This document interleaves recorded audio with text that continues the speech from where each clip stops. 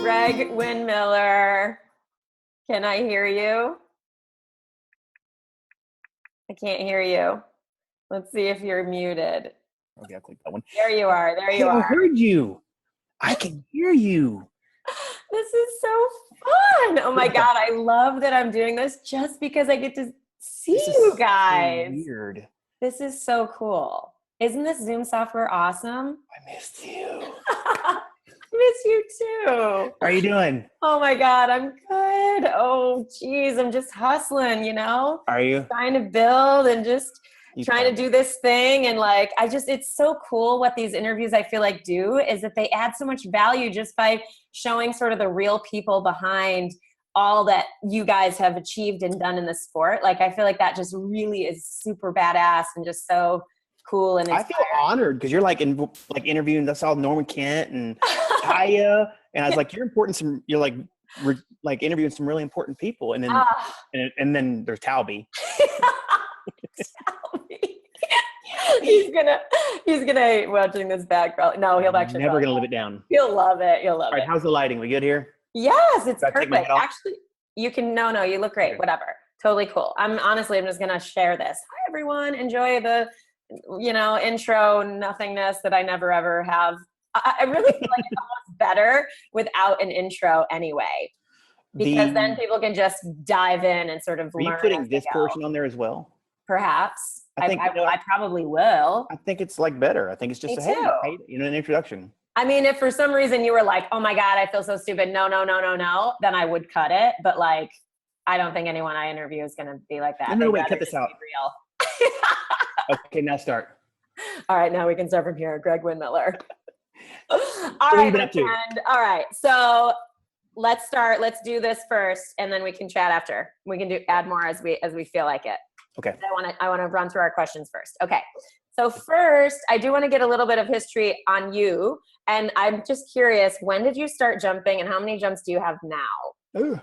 I started my first jump ever was in the military. The first time I ever rode an airplane is when I jumped out of it, like a lot of people. Oh my God! Wow. 1990 was my first jump. Cool. That was static line for the military. My first free fall jump was around 1993. Mm-hmm. I learned to skydive through the Special Forces Military Free Fall School. Cool. Something I had to do, like we used the jumping portion to get where we had to be. And so I worked on a job that required us to go to Halo school, which is fun. Yeah. I was terrified. My first jump, I literally almost fainted. Like, oh my God. Like my instructor told me I was going to back out of the C1 because it was one instructor. They don't hold on to you. It's just straight jump. Yeah. The static line. I started static line as well. My first free fall jump. Oh yeah. First free fall jump. They just free fall jump for Halo school. Yeah. You just go.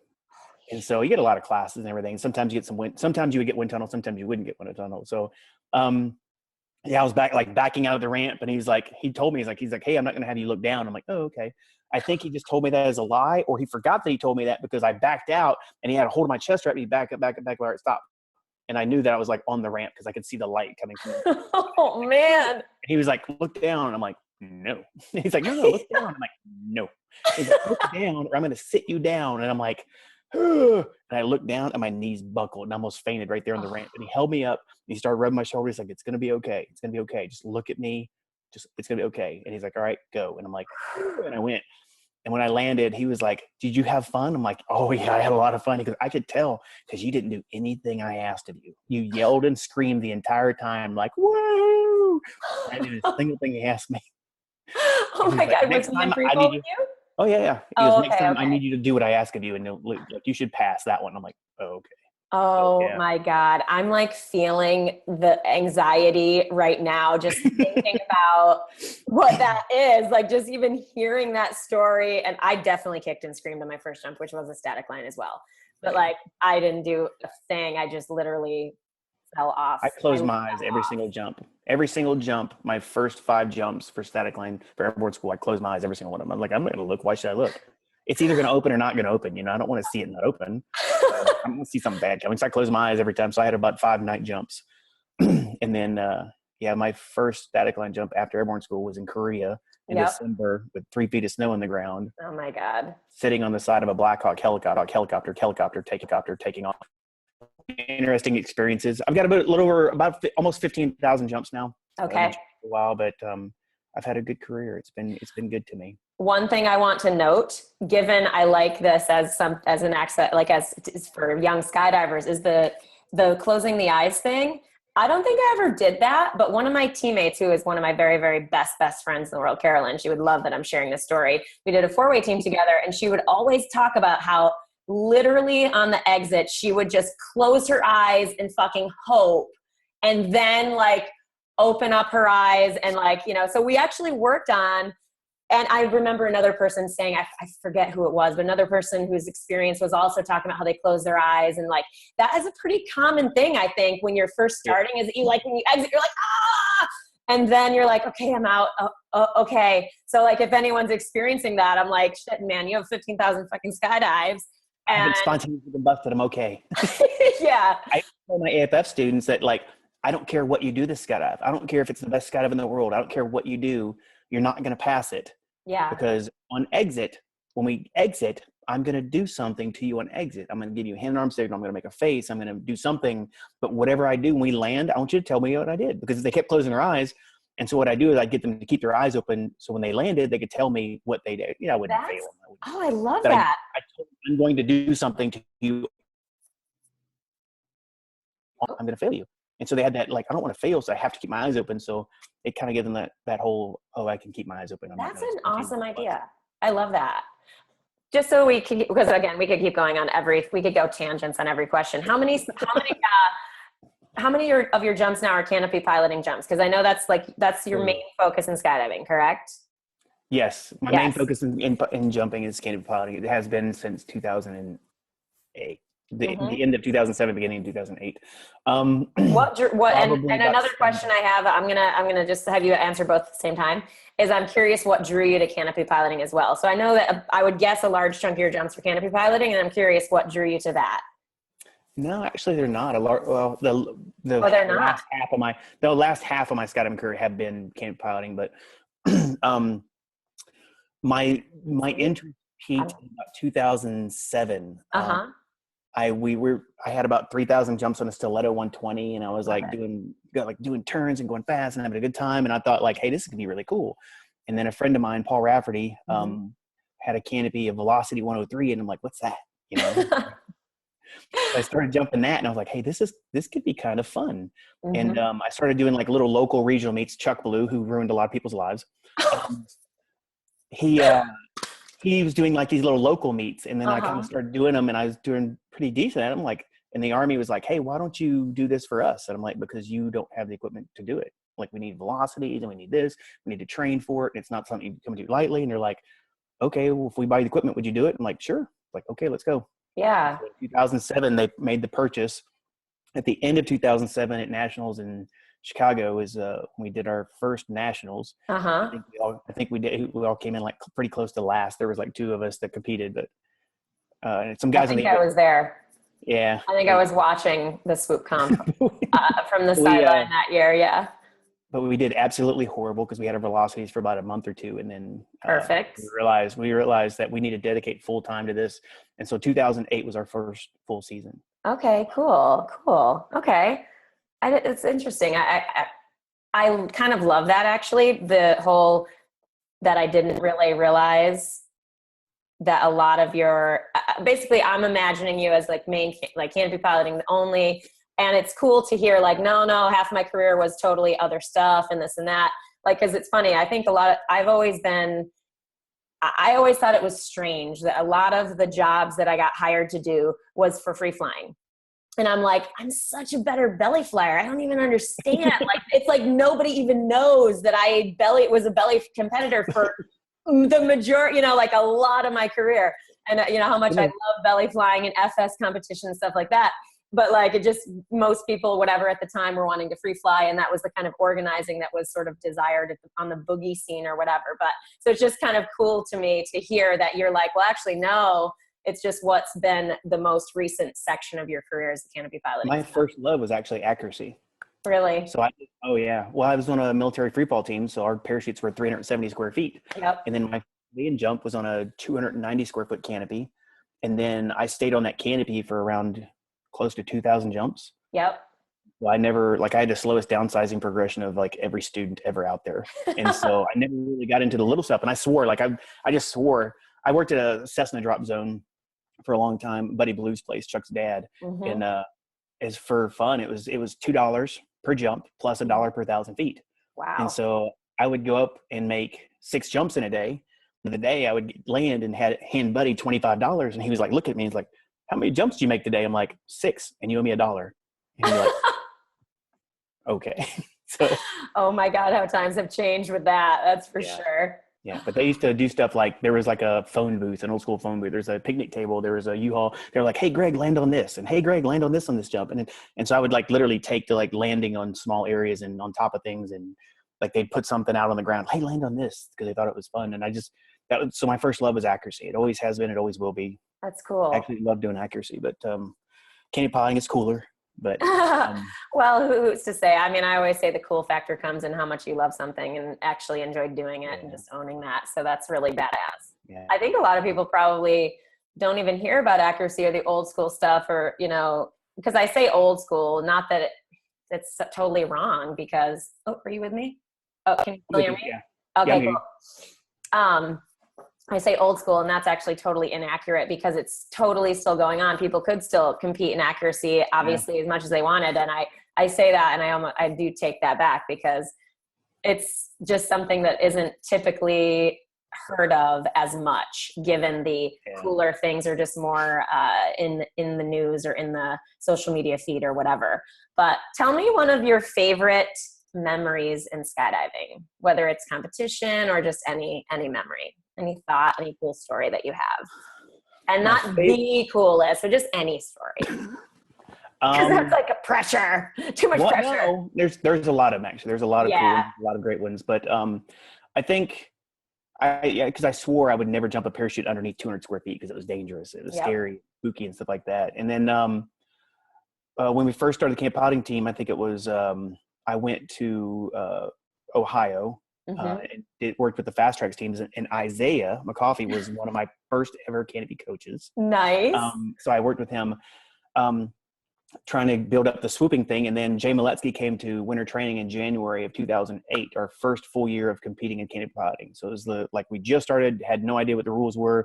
And he came out and like did this little Flight 1 course with us and everything. And he was like sat down at the beginning of the course and everything. And at that time he was, 5 or 6 times a world champion, don't get the world record out there. Yep. And he went around the room and said, like, tell me what your goals are in skydiving, what your goal, whatever. And he came in and like, there was me and Chris Moore who were swooping. And then there were like 5 or 6 other people that were just doing stiletto 150s and things like that. Yep. And so he came to me and he's like, what's your goals? And I said, my goal is to break all of your world records. And he looked at me like, And so I'm not sure I want to teach and you. later on, it was like, I didn't mean that as disrespectful. I meant that as like that. That's my goal. Yeah. Like, you got to set high goals. You have to set like what you want to do in life and go, that's what I want to do, and strive for it. And that first year, my first nationals competing for the full time for the team, made the U.S. team, went to South Africa and broke his world record in speed. He broke it back in about a couple more months later, which I broke back after that. But he's like, and I think it was the most rewarding thing. And the coolest thing was getting a hug from him at the ceremonies, because I took 3rd in the world my first year competing, and he took 1st in the world again, like he always did. Right. And I got a hug from him, and it meant a lot, huge. He said, I'm proud of you. And I said, I'll always look up to you. That's huge. So his energy and his wisdom, and just thriving to be someone like him, positive energy. That's my story. I love that. That's one of the things I love about skydiving, is that it is so supportive. Like, even though in like competing against one another or whatever, you really get to, and it's funny, I was talking with someone else about this, you get to touch the best in the world, like and I say touch, but meaning like connect with personally, yes, touch physically, but you know what I mean? But really connect with the best in the world. And they actually know who you are. You can learn from them. And then you actually have memories with them, and they eventually become your friends, which is, if you're in the sport long enough, at least that's my experience. It sounds like your experience as well, which is pretty cool. There's never end of bonfire stories, like, Mhm. oh, this happened and this happened, this happened. But at the same time, like, being a competitor brings a whole new light to the stories, because there is the bonding, and it's actually another level, Mhm. I wish every skydiver would thrive to be a competitor on some way, shape, or form, but that's just not who everybody is. So Yeah. it's being a competitor. I would never take that back, because when I first started jumping, that's what I wanted to do. Like, I wanted to compete, and I wanted to work, and I competed in accuracy. I did test jump crew canopies, and Mhm. I did 4-way, I did Yep. 8-way. I tried to do it all. And then I found my niche with canopy piloting. But my first true love was accuracy, but Uh-huh. because I spent so much time on the big parachutes, it actually made the little parachutes easy for me. I What do actually you mean? found, well, when I downsized, my first downsize, I think I went 130 square feet. Oh my God. So I was jumping a very large parachutes for so long, but I spent so much time on them, Yeah. and I had like a lot of jumps on them, that when I did downsize, don't ever do that at home, kids. Yeah, That's the no. wrong I'm thing. like, But what I ugh. did was but I mean, nobody has 2,000 jumps on a big Right. parachute anymore, Right. Yeah, yeah, yeah. No. But when I did start doing the little stuff, I got coaching from everybody I could possibly fathom. I Yep. got coaching from Jay, from Isaiah, Mm-hmm. from Nick Batch, Yep. Dwayne Hall. One time we paid him with a half gallon of Crown Royal, and never saw him again. That's a joke, but not really. Yeah. No, he helped me out significantly. He was the one that goes, "Why don't you do a 450?" And I'm like, I don't know. He's like, "You should do a 450." So he's the one that actually talked me into doing it and started prepping me for it. So I Cool. got a lot of coaching, and I sought coaching from every single person I could possibly fathom. That's great. Like, even last year on the canopy piloting team, we hired Jay to come out again, and Ian Mm-hmm. Lobo to come out to get to look at it from the outside perspective. So as a coach myself, I Mm-hmm. appreciate other people's outside perspectives, because they might say something that gives you that, oh, okay, I didn't know that. That's why Yeah. when I teach canopy courses, that's why I always push students to, hey, if you couldn't make this course, there's a course next week with this instructor down this drop zone. And in my eyes, Exactly. there's no such thing as a bad canopy course. There are people that aren't natural instructors, but there's Right. no such thing as a bad canopy course. You're always going to learn something from everybody. Right, right. It's funny. That's what I say too, like with regards to coaching and stuff, is that it's valuable to get other opinions. It's valuable to get in front of other experts and other coaches and really find and expand your breadth of knowledge, but also the words and the way that people say stuff. It's like, yeah, you might really connect with one person who's like just all about, and like, oh yeah, they're my coach. They're who I want to work with. And that's cool. But like, you can learn that and actually grow in the confidence of like working with a certain coach or whatever by getting coaching from other people. And really, like, I just always encourage people, Yeah, like, I'm absolutely. never going to be like, you should only work with me. Like, no, no. I I do that mean, too. I tell them, I was like, the very second you shut down the idea of getting coaching from other people, that's you closing the door on your ability to learn more.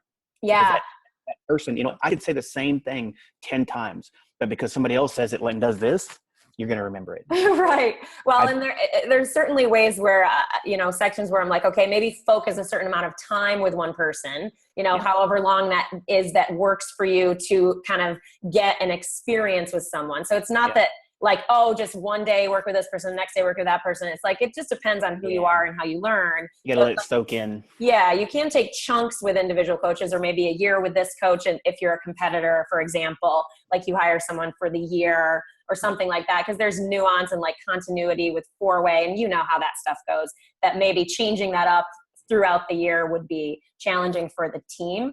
But like, yeah, definitely getting more coaching from other people is huge. But Yeah. tell us about your school, because I don't know much about that either. I'm not trying to like pimp your shit, but like, I am curious, what's your school? And I want to know, like, what is some core advice you would give people from the canopy piloting perspective? Okay. Well, I actually started coaching about 12 years ago. I didn't start seriously coaching canopy stuff until about 8, 9 years ago. Mm-hmm. And then the last 5 or 6 years, I've been doing pretty hot and heavy with all my different courses and everything. Yep. I've never advertised because I've actually never had to. Right. I was in the Army, so I only have so much free time. And by the way, people watching, this is not something that I just am genuinely want to know about your school. So no. And not like, oh, I'll talk about your school so that people hear about it. I totally can. Yeah. But anyway, I just never advertised because I never had to. Yep. Every course I ever ran was completely full. Like 80%, 90% of my courses were always full of people. Right. I started booking in January, mid-February. And then by March, from March to October, I didn't have a single free weekend because I was literally booked. And I had great success with it. I averaged last year, I think, about 600 students. Wow. Excellent.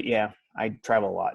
Yeah, so I know. The only difference between me retiring from the Army is I still do the same canopy courses. Now I just travel a little bit more. Like I'll travel sooner and do longer classes. But yeah, I just officially opened up. I was doing it under my name because people knew me. And so I opened my company earlier this year, Cool. Superior Flight Solutions. Nice. www.superiorflightsolutions.com. But anyway. Don't worry, I'll put it on the bottom. Flash. Yeah, anyway, right. I've had a lot of great success. I think one of my biggest attributes as an instructor is not my knowledge of canopy related stuff. That's obviously the baseline for it, but I think my biggest attribute is I can actually talk to a student for about 5 minutes or so, and I can tell what type of person that person is. I can tell if that person needs a, hey, good job, let's do again, or a pat on the back, or oh, it's going to be okay, or a, hey, stop doing that, dummy. People learn differently, and you can't teach everybody the same. One of my biggest things is too, my courses aren't cookie cutter courses. I'll have 10 people in a class, and say if you're at this level, the next person's level, this next person's this level, we aren't going to all do the same thing. You're going to do what you do from to start where you're at. So I could have 10 people in a class doing 10 different things, and it doesn't bother me because I've been that way. I can multitask, and it's been that way for years. So I think that's the biggest attribute for my courses. As far as advice for young jumpers. What's something that applies across the board to everyone? Oh my gosh, I can't beat this into people enough. I love progression. I think progression is an amazing thing. I love it. But take your time, be slower. There's something to be, injuries are not a virtue. Patience is a virtue. I tell my students, I'm like, hey, if you don't have patience, you will become a patient. I was like, don't be in a rush to learn, because and I tell people, if you start out on the big canopies, and I ask these questions every single time, the average number of time a person downsizes from jump number 1 to jump number 50, where they have to take a canopy course, from that time, the average time a person downsizes across the US is 5. So from jump number 1 to jump number 50, they've downsized on 50? average 5 times. I've seen. Yeah, it's Are not. You kidding me? I had a couple classes ago. A student was like, "Oh my gosh, that's crazy!" And I'm like, "How many jumps do you have?" He goes, 26. And I'm like, "All right, what was your first jump?" 240. What was the next jump? 260 or 220. And then what are you on now? 170. I was like, "All right, did you do that?" And he's like, "No, I did a 190 between there." I'm like, "So you have 5, and you've only had 26." Wow. So that's the thought process of drop zones are, let's put them on the biggest canopy humanly possible. Get one jump. All right, they're safe on the ground. Let's keep making money off of them. Shift them to another canopy, so take the big canopy and put them on a first jump student. But the problem is we do that. And I tell my students, you're jumping a parachute that's like this big. All right. Yeah. And there's that much time under canopy, and there's that much to learn about the canopy, and there's that much room for error. And when you jump a canopy smaller, you now have this much time under canopy. If you only learn this much about this canopy, that little section right there, you're never going to have the time to get that back. Right. Learn as much as humanly possible on the biggest canopies possible, and do everything you possibly can. And then go, 1, can I land this canopy exactly where I want? This old standard, in every wind condition, standing up as soft as possible. If the answer is yes, good. Can I push it, and can I do my survival scenarios or things that I do? Right. Like I always, in my classes, I always like, hey, on this jump, we're going to do these drills, but before these drills, we're going to do this to simulate a canopy collision. We're going to do this to simulate not being able to get one brake unstowed. We're going to simulate not being able to get both their brakes unstowed, flaring the canopy. So I do a lot of survival scenarios, situations, whatever. But great. I tell them, learn as much as possible about the canopy you're on before you downsize, and spend as much time as possible. Don't be in a rush, because I think, and I tell is the biggest thing that keeps jumpers from becoming good canopy piloting, canopy pilots, the biggest thing in skydiving that keeps them from becoming good canopy pilots is the skydiving. Because they're so focused on the skydiving portion that they focus on the canopy portion. And I'm like, I wish that the student program would focus a little bit more on that as well. I'd like to see the minimum opening altitude kept, or the opening altitude for students kept to a certain altitude for longer, to give them more time under those canopies and more times. It helped. But Yeah. they do the whole like check the block thing. Like, all right, you did 2 hop and pops, you're good to go. Yeah. Yeah. It's so interesting. I was just yesterday talking to some friends about this and how you cannot get, like, you can do wind tunnel time for free fall stuff. So you can like learn that way with canopy piloting, with flying a parachute. Literally the only way to gain experience is to skydive, to actually skydive, catalog the pictures of what it looks like to land a parachute, to whatever. I love that you do the whole simulating emergency, because a lot of people I find say like, oh, I'm good. And they often, I think, forget about can I do it in the scenario that is not normal? Like, I bet you're totally nailing it every time in normal conditions. Yeah. So my scenarios are the what if scenarios, like what if this happens and what if this happens, because so if something bad happens to me, I don't want it to be like, oh my gosh, or oh crap. I want it to be like, hey, I've done this before. I know how to handle it. Or I've done this before and I know I can't handle it, so I can go ahead and execute my emergency procedures. Right. Great. So like point. Leading cause of fatality 2 years ago was people cutting away from malfunctions too low, low reserve rides or low reserve deployments. So people were messing with malfunctions that they couldn't clear. Well, if they knew they couldn't clear it before they ever actually had it, it'd kind of be, a nice thing to have. So yeah, gosh. There's so much more there, so much more value in that conversation. But the whole get canopy coaching. Oh, this is the other thing I was going to say, is that like, also you mentioned like, oh, I wish they would focus more time on canopy piloting or whatever. Honestly, like I used to be like you, I'm never going to swoop, never. And I'm not even being a proponent of swooping. Like I have a jump a stiletto now. I went back to a stiletto. I'm on a stiletto 97 now. Like I did the whole thing. I'm all about it. But the reason I was able to swoop ever was because I worked professionally in the sport. I had a lot of time and a lot of skydives available to me. So I had a lot of times to actually practice that over time, being patient with that process. Cool.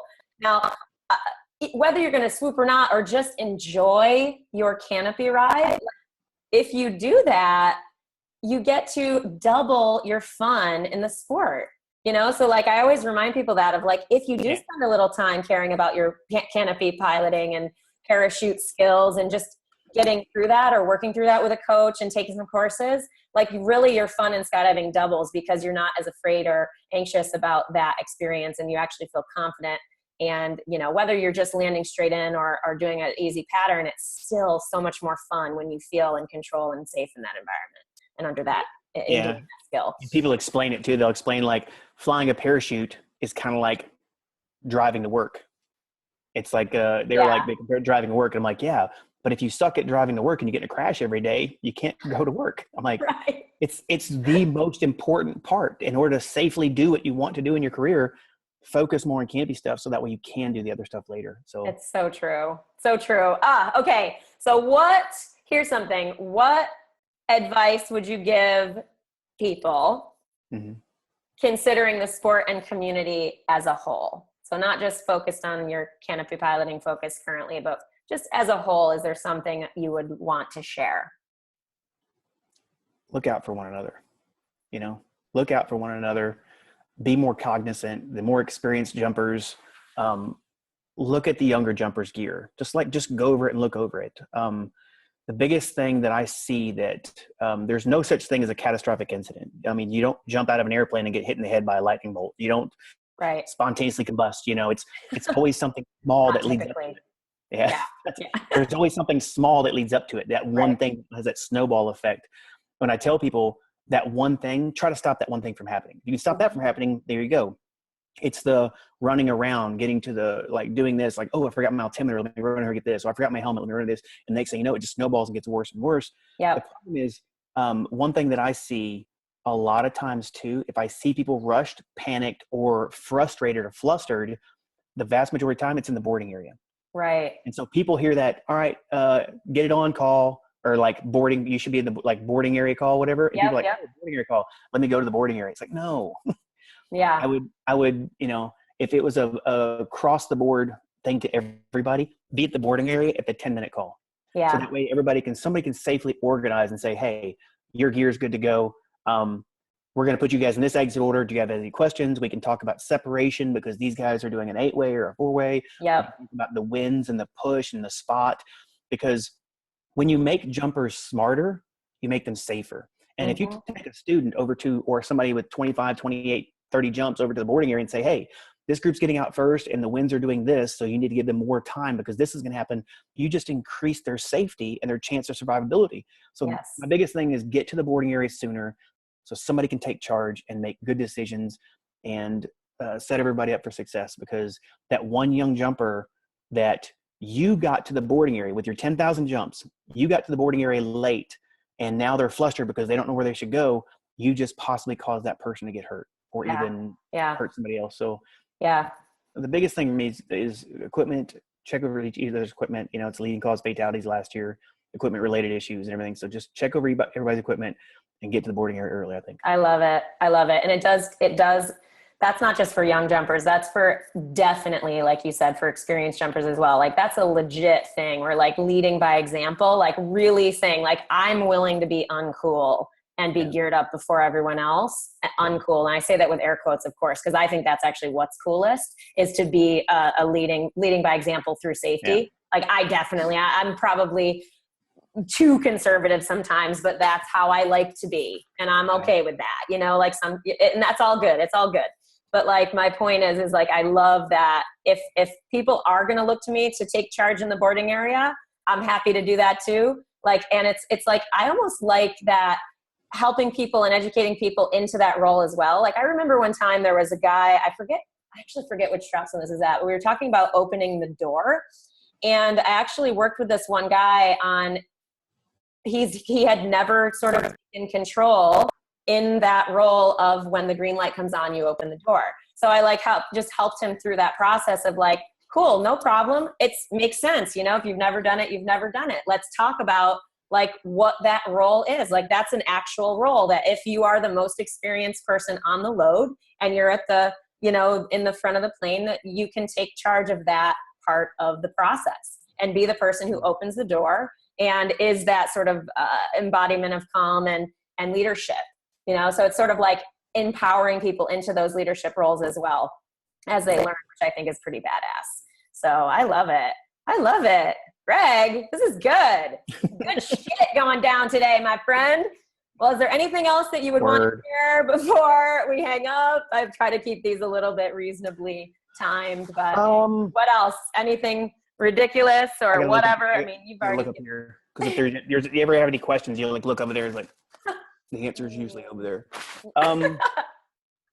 You know, just focus more on making young jumpers smarter. You know, help out the young jumpers more, and like I said, even the boarding area issue, you can see like, hey, there's an 8-way getting out. They're pulling at 3,500. There's a 1-way after them. He's pulling at 2. Yeah.